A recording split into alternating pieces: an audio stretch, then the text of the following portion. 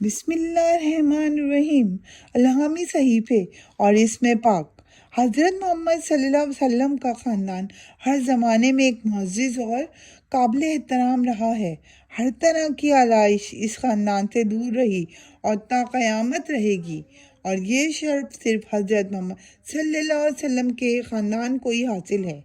جس وقت آپ صلی اللہ علیہ وسلم کی ولادت ہوئی تو ہر طرف برائی ہی برائی تھی، مگر اللہ تعالیٰ نے آپ صلی اللہ علیہ وسلم کے گھرانے کو ان کی برائیوں سے مکمل طور پر دور رکھا، اور آپ صلی اللہ علیہ وسلم کے باپ دادا کے متعلق نہ تو چوری کا ذکر ملتا ہے اور نہ ہی لڑکیوں کو زندہ درگور کرنا، اور نہ ہی اس طرح کی دوسری خامیوں کا۔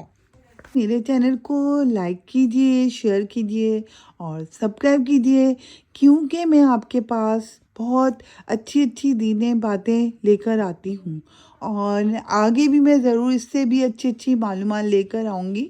تو اس کے لیے ضروری ہے کہ آپ میرے چینل کو لائک کیجئے، سبسکرائب کیجئے اور شیئر کیجئے۔ شکریہ۔